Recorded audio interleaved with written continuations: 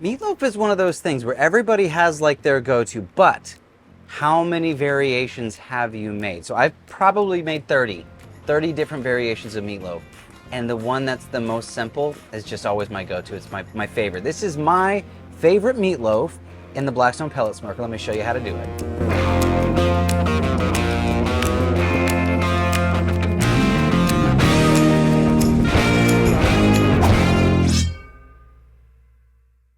You know, there are some dishes that just bring us back to like our childhood, that like nostalgia thing. I remember being 8, 9, 10 years old, making not so great meatloaf with my mom.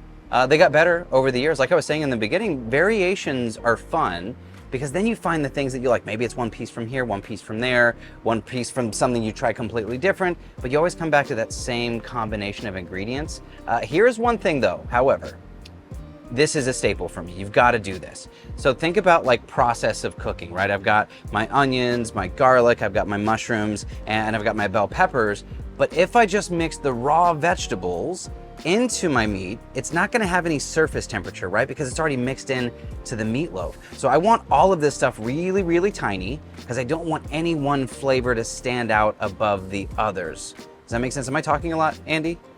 Here's what I'm saying. Make everything tiny because we're gonna cook it so it kind of like melds together before it goes into the meat. So this is the combo that I like: onions, garlic, mushrooms. And also on the mushrooms, if you have someone in your family that doesn't like mushrooms, those fine little cut mushrooms, they kind of hide, right? So you can get mushrooms into your diet without, you know, telling them it's mushrooms. CJ would eat it. If he were here today, I wouldn't even tell him this part. Today I'm on the Blackstone Pellet Grill Combo. I've got my pellet preheating at 375, but I'm gonna start on the griddle side. A little bit of olive oil, medium heat, medium high, maybe. Don't go too hot. We don't want to caramelize all of our vegetables, but we do wanna sweat them down. Now the difference between sweating vegetables and caramelizing vegetables is temperature and time, but the mushrooms have a ton of moisture in them, as do the other vegetables, but you don't typically think of mushrooms as having moisture in them, but you do want to cook it out because it can kind of get soggy inside your meatloaf, and we don't want that. We don't want a soggy meatloaf. I'm looking at 5 minutes or so, maybe 7 minutes, tossing pretty often. While that's cooking, let's get over to our meat. I've got 80-20 ground beef here. We follow the same rules with our smash burgers because that fat to lean protein, it's just a good ratio, fat, flavor, all the good stuff. To this, very simple ingredients here. I've got mustard and ketchup. Use any kind of ketchup and mustard, any kind of ketchup that you like, as if there's other kinds of ketchup. You could use spicy brown mustard if you wanted to. Go in not too hard on the breadcrumbs. We do want this to bind, but we don't want it to be kind of bready and soggy. I've also got some soy, some Worcestershire, and some hot sauce. Soy's gonna give us a more rich saltiness than just salt. It's like a dynamic salt. And skip the hot sauce if you don't like it. I'm a fan. It needs just a little kick of heat. I'd probably add more than this, but I don't want to make you guys think I'm crazy on the hot sauce. Seasoning is pretty simple here. I'm going to use some Blackstone S.P.G and a bit of our Tuscan Herb. This is somewhere where you can find your own variation on your seasonings. Last thing I need to do is egg. 1 egg should be just fine. This is 1 pound of 80-20 ground beef. And then our vegetables. Remember, we don't want a ton of caramelization or color. We just want to sweat them out a little bit. We want to add some of that flavor, bring out some of that sweetness before adding it to our mix. Throw on some gloves and go to town. I like to do this by hand because this isn't a smash burger. You don't want to be gentle with it. We don't want loose pack. We actually want it kind of firm. That's the glory of a meatloaf. Now, I don't like it like a brick. Remember going to like Sunday potluck and someone brought a meatloaf and it was just a brick? That's no fun for anyone. So don't like be a madman here, but we do want to mix it by hand.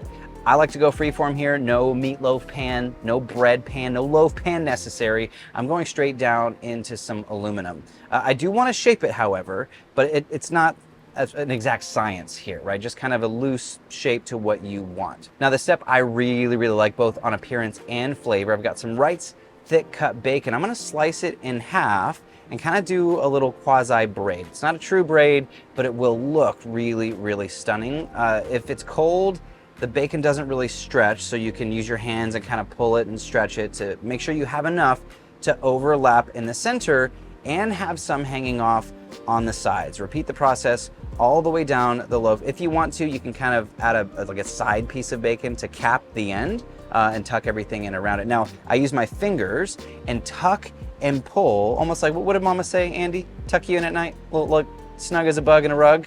Yeah. We want this meatloaf snug as a bug in a rug. Hit it with some seasoning at the end if you like. You don't have to. I'm just going again with that S.P.G and my Tuscan herb, and that's it. Again, I mentioned earlier, 375 on the smoker, and let's pop that in, and I will see you guys in about 45 minutes. You know what they say? If you're looking, you ain't cooking. Do you know they say that? Is that what they say?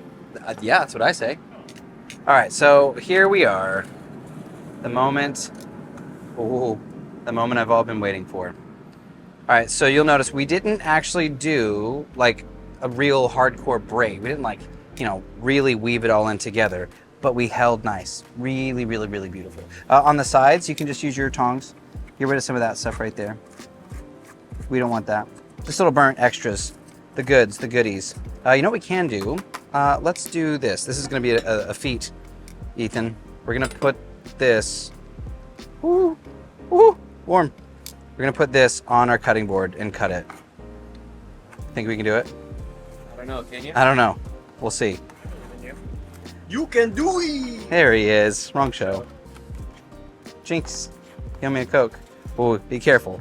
Now, we talked earlier, we don't want this to be like super crazy dense. So we didn't make it that way, which means if I am too aggressive here, I might tear it up. And I don't want to.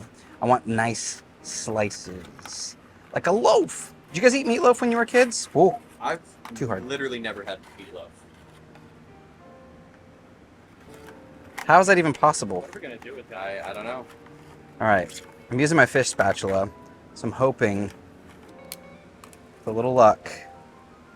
Oh. Hey, now. There we go. There we go. Beauty. Beauty. All right, now we can slice it. Yeah, do this however you like. If you wanted to, you can also, my wife mentioned it, I forgot and didn't do it. You could do individual servings, right? So cut your bacon a little bit smaller and make individual so you can serve it just like this. Unfortunately, sometimes meatloaf, how would I say it, doesn't look appetizing, you know what I mean? So let's slice this up into nice, beautiful chunks. That is that's stunning. This is nostalgia. This is straight nostalgia for me. And this is the first time for Ethan. So there you go. Well, welcome to the real world, buddy. Take it elementary. Little garnish of ketchup, hot sauce. Actually, if you haven't seen it yet, we have a fun 3 side dish recipe video series. I have some rosemary potatoes left over. Guys, this is one of those things. Oh, Andy, did I mention a serrated edge bread knife? You didn't, but that's a good idea. Yeah, definitely use a serrated to get a nice clean cut. All right, here we go. As if I don't know what this tastes like. I've made this 100 times. So good. So good. So what happens to that bacon too? Kind of like drapes down and renders down into everything. Fantastic. If you've never made it, give it a try. Rosemary potatoes. Thank you very much. Let me know down in the comments, how do you make your meatloaf? Do you approve? You could put this on a bun, call it a meatloaf burger. I wouldn't. Ethan would. Would you? Meatloaf burger's a cool idea. I'd try any. You had a bun? Let's make one. Just kidding.